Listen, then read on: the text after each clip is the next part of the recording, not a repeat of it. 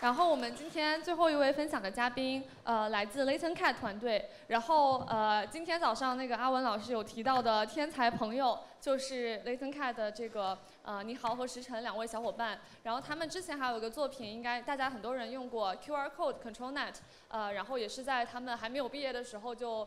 训练出来的作品，所以是社区里非常年轻，但是又非常有潜力的创作者和开发者。我本人也非常喜欢他们的作品。然后 LatenCat 今天和昨天在这个我们外面有一个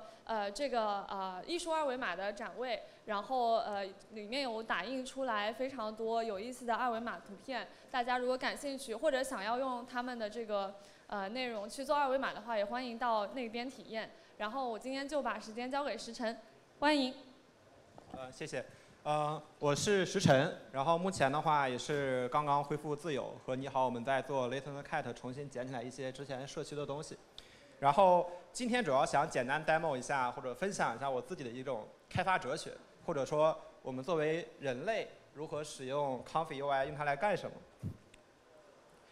这个是我之前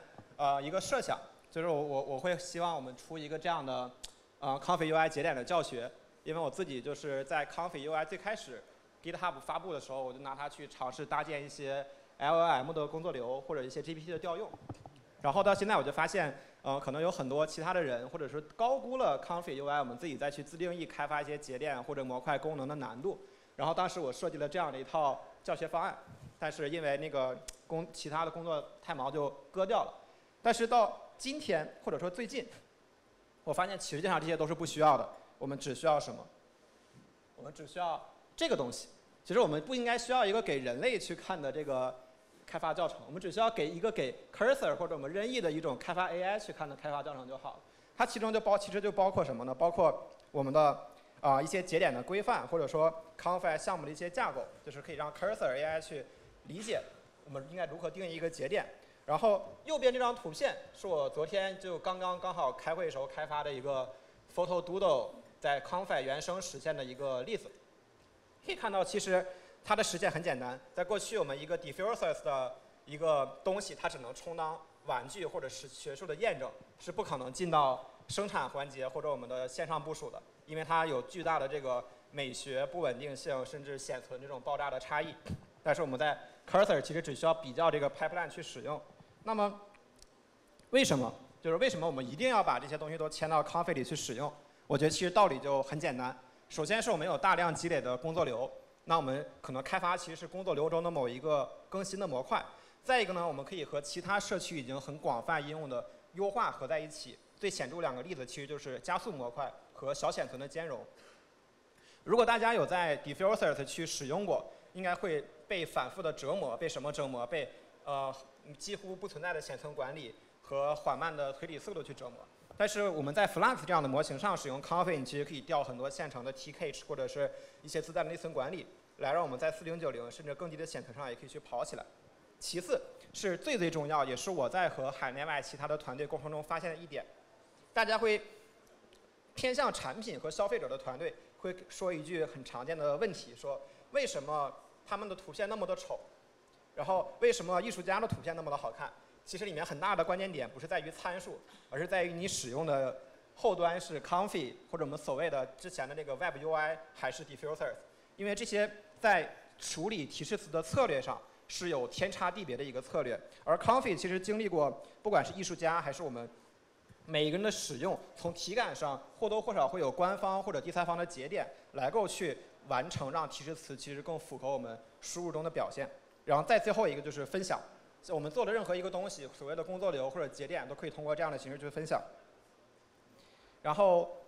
右边这个例子其实是 diffusers 推理的一个代码示例。我们过去如果想要去开发一个应用或者是跑一个 AI 的项目，是只能在这样的一个 pipeline 里去插入或者去来回的修改，然后每次你要仍然去重新去管理你的内存，重新去加载模型，时间上迭代是特别慢的。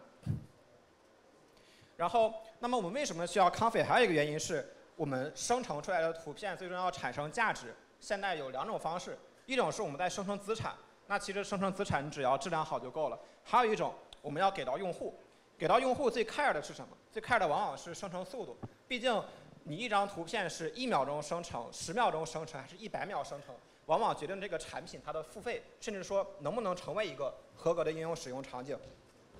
那我们通过这样的一个 UI 加上前面所说的这一系列的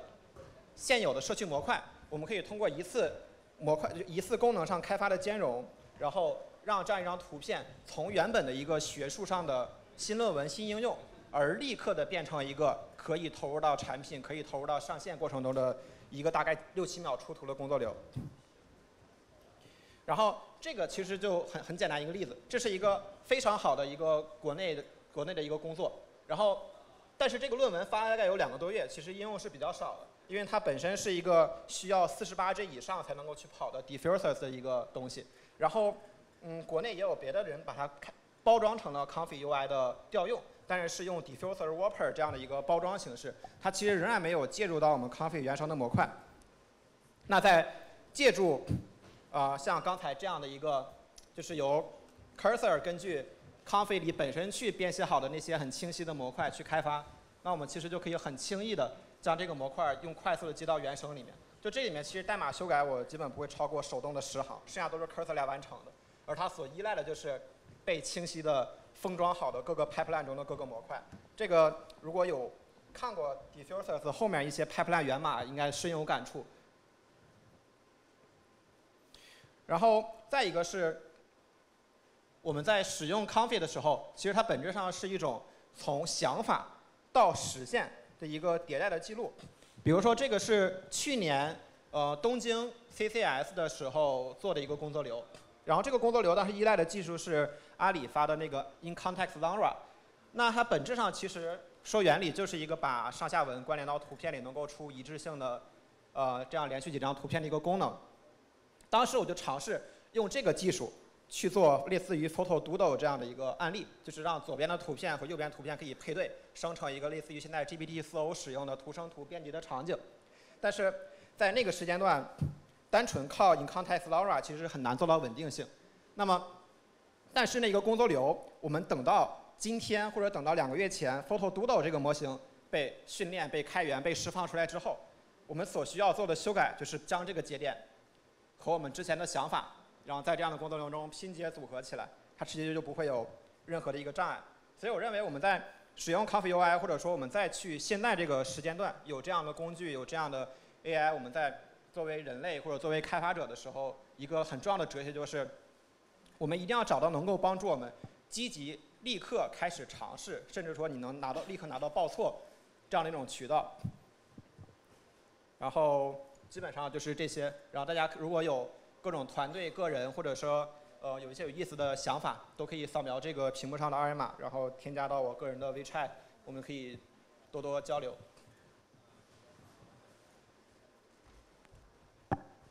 非常感谢，请问大家有没有对 LatenCat 或者给师承的问题？如果没有的话，也欢迎大家到旁边的 Demo Desk， 我们有非常多这个